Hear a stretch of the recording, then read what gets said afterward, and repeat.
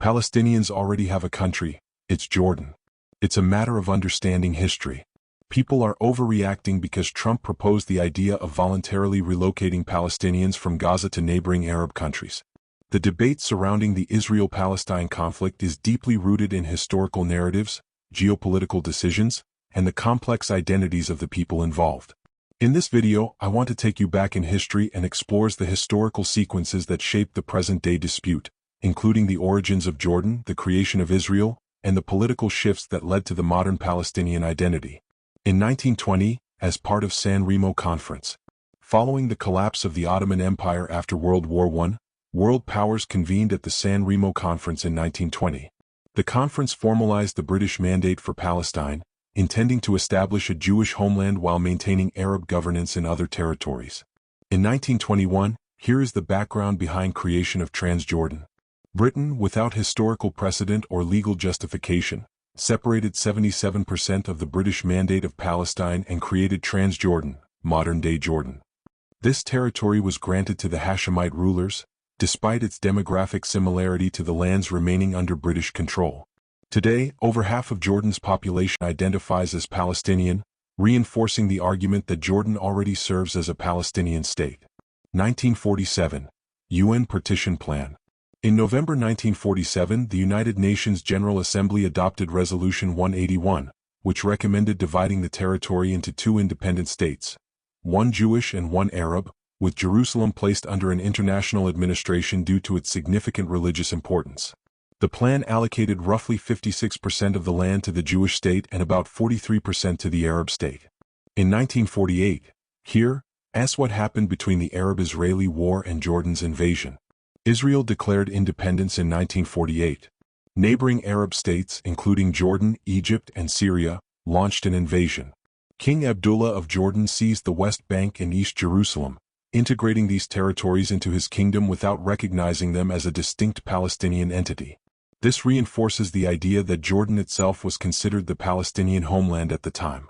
Between 1948 to 1967, Jordan's rule over the West Bank. After the 1948 Arab-Israeli War, Jordan captured and annexed the West Bank and East Jerusalem in 1950, making them part of Jordan.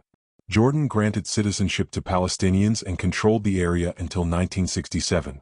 The region remained relatively stable under King Hussein of Jordan, though Palestinian nationalist movements, like the Palestine Liberation Organization, emerged.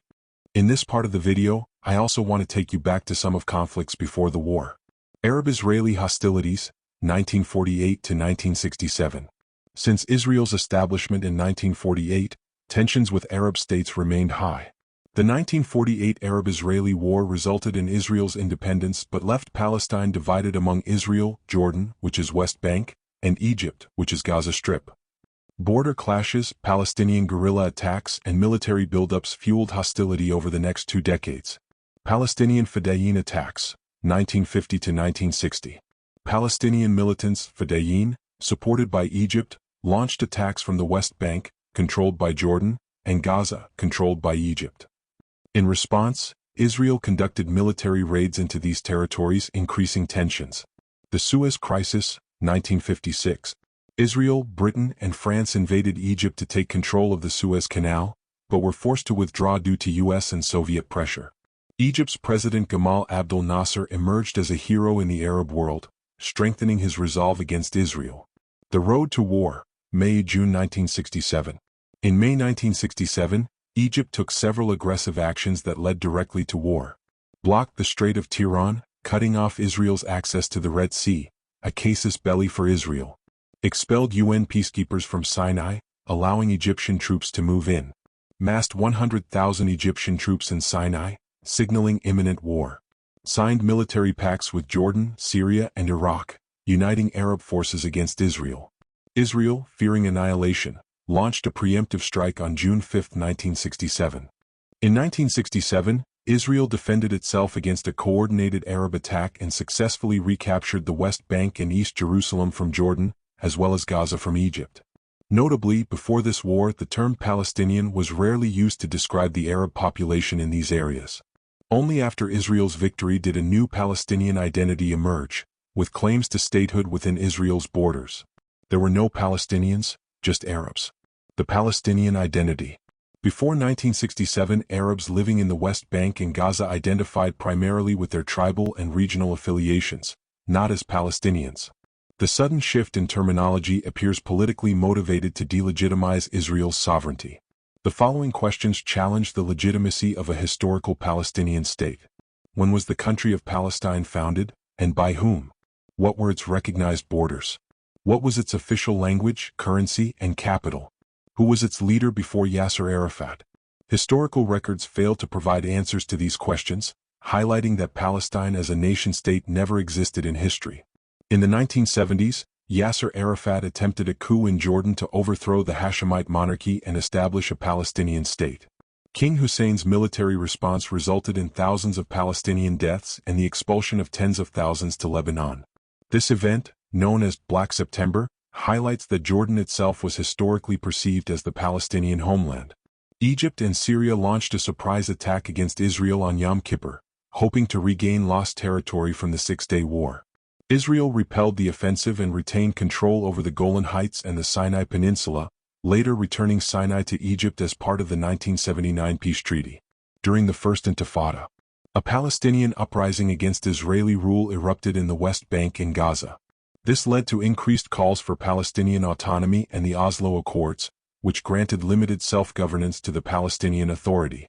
During the Second Intifada, a more violent uprising saw increased terrorist attacks and Israeli military responses, leading to further entrenchment of hostilities between Israel and Palestinian factions.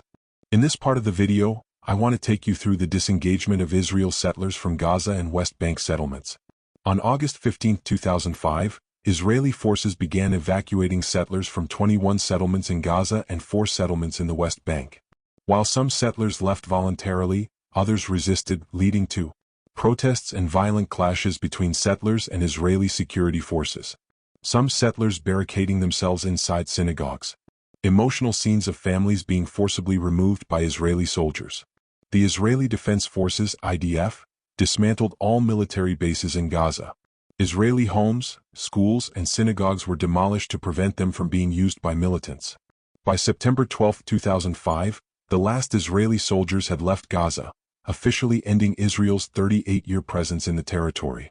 Had Britain implemented a population exchange in the 1920s, relocating Arab Muslims from the Mandate of Palestine to Jordan, Syria, and Egypt while transferring Jews, Druze, and other minorities to Israel, many of today's conflicts could have been avoided. This would have solidified national identities and prevented the tensions that persist today. Since 2000, Palestinian militant groups in the Gaza Strip have launched a significant number of rockets and mortars toward Israel. Over 20,000 rockets and mortars have been fired from Gaza into Israel since 2005. The frequency and intensity of these attacks have varied over time, with notable escalations during periods of heightened conflict. For instance, in May 2023, approximately 1,469 rockets and mortar shells were fired at Israel, resulting in casualties and property damage. These attacks have led to significant civilian casualties and property damage in Israel, prompting the development and deployment of defense systems like the Iron Dome to intercept incoming projectiles. On October 7, 2023, Hamas carried out the deadliest terrorist attack in Israel's history. On the Jewish holiday of Simchat Torah, Hamas killed nearly 1,200 civilians, including more than 40 American citizens, and took 251 hostages, including 12 Americans. As the Israeli Defense Forces (IDF) entered Gaza to rescue the hostages, they uncovered extensive tunnels built by Hamas over the years, revealing their intention not for peaceful coexistence with Israel, but for continued aggression. President Donald Trump suggested relocating Palestinians from Gaza to neighboring Arab countries.